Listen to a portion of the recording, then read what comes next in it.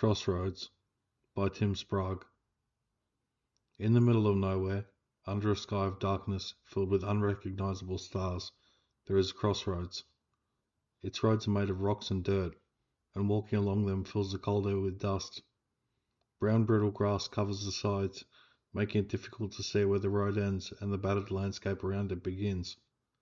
There is silence at this crossroads. The only sounds are the ones that you bring with you. At the northeast corner is a small cemetery. A dozen or so wooden markers have cracked and crumbled over the years, and the names that once adorned them have long since faded. Those poor souls that are buried under the dry ground have been anonymous for longer than any of us have lived, and they'll remain that way long after you and I have joined them below.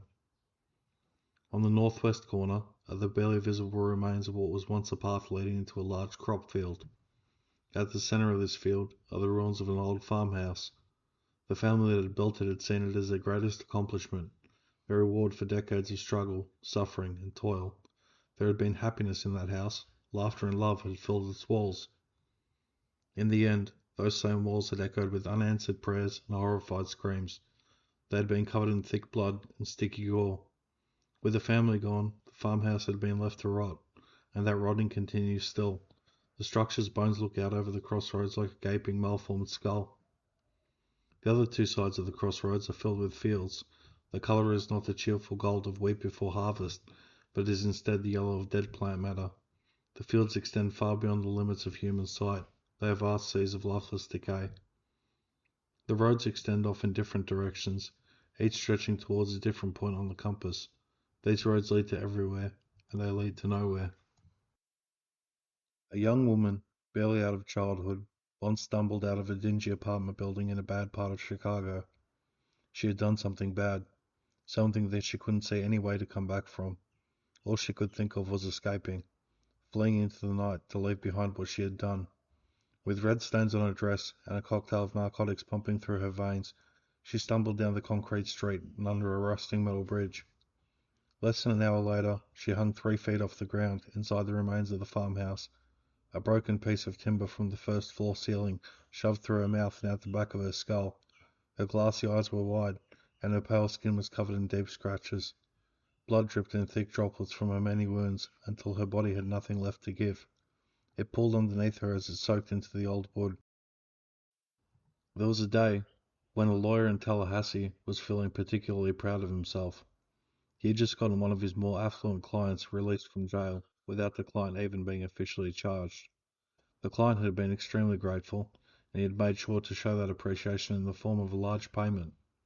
Never mind that the client had confessed to the lawyer that he had indeed committed the crimes, and that the crimes in question had been despicable acts involving children.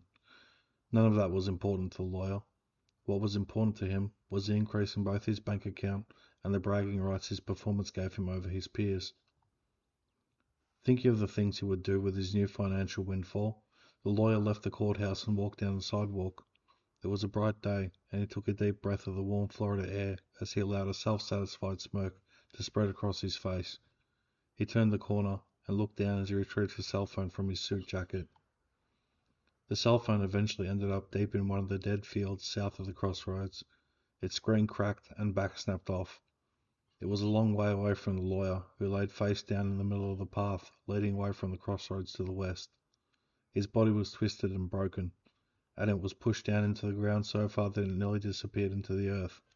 His left arm was torn free, and had been left off to one side. In his right hand he still clutched his briefcase, inside of which were the documents that he had used to secure his client's freedom. Recently, a man in the small suburb of Phoenix opened his home's front door and angrily stormed down the steps. His wife had just demanded that he leave and not come back. She had screamed at him that she was sick of his lies, sick of being humiliated as he constantly cheated on her and plunged them further into debt with his frivolous spending. She had pointed at the swelling around her eye, as she informed him that she would never allow him to hurt her or their 2 daughters ever again. That had been what she had insisted this eviction was about, but the man was certain that he knew better. It wasn't about him. He hadn't done anything wrong. Every time he had raised a hand against her or the kids, it had been because they had needed correcting. That was a husband and father's job, right? And he brought whatever he wanted because he worked for almost half their income, damn it, and that meant it was his. The cheating, well, it wasn't his fault that she didn't do it for him in the bed anymore, was it? No. She was kicking him out so she could have the house to herself. He was sure that she was cheating on him. He didn't have any evidence, but that was because she was careful. Her husband knew when his wife wasn't being faithful, though, and he knew that that's what was going on here. Plus, it would give her the chance to turn their daughters against him. She was always trying to make him out to be the bad guy. The man wasn't going to let that happen, though. He would go down to the bar, have a few drinks, and then he'd come back. When he did, he'd make sure that his cheating bitch of a wife wouldn't disrespect him anymore. He'd make sure that she didn't do anything ever again. He had just a thing in the garage, too. He'd get those drinks, come back to the house, and dig that heavy iron pry bar out of his tool bench. He'd drive the respect right back into her, and when he was done, maybe he'd teach the girls to respect him too. The man never reached the bar as planned. Instead, he spent countless days wandering through the lonely crossroads, walking up and down the roads until his legs ached and his feet bled. Each time he would leave the crossroads behind him, it would appear in front of him once again, even though he was sure that he'd walk in a straight line. He tried leaving the roads and going through the fields, but this had the same result. The farmhouse was empty and gave him no shelter from the cold air. Night never turned to day. Finally, sick, dehydrated and starving, with no sense of how long he had been trapped at the crossroads, he lay down among the markers in the small graveyard, closed his eyes to rest. His breathing was laboured, and he felt it burn in his lungs as he drifted off. He never opened his eyes again. I'm writing this while sitting at the desk in my study. It's one of my favourite places in the house, mostly because of the large window that looks out into my backyard. I live a good distance away from any neighbours. I'm far away from any prying eyes or probing questions. It allows me to enjoy my time as I wish. Often that means simply looking out my study window and enjoying the view of all the pine trees that I've planted over the years. I've arranged the rows of trees neatly, with 6 trees per row, and the oldest plantings the furthest from the house. There are currently 3 full rows, and I'm working on filling the 4th. I make sure that they're well taken care of, and that they grow strong from the combination of clean water, rich soil, and of course, the human body buried beneath each of them.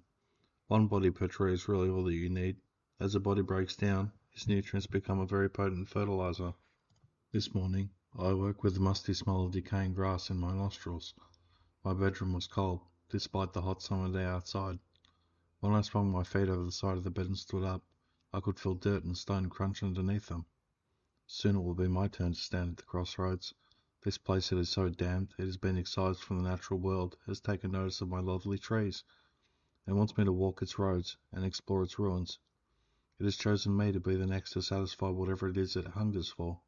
It's an honour, in a way. My sins are great enough for the most unholy of places to take notice. After it's finished with me, and its hunger inevitably returns, I wonder who will be next. Another killer, perhaps? Maybe it will be a drug dealer, whose small bags of poison have taken the lives of addicts. How about you? Are your hands clean? Or do you wring those hands as you're racked with guilt and thoughts of what you've done? Is your soul free of sin, or stained dark with it? Are you ready for it to be your turn at the crossroads?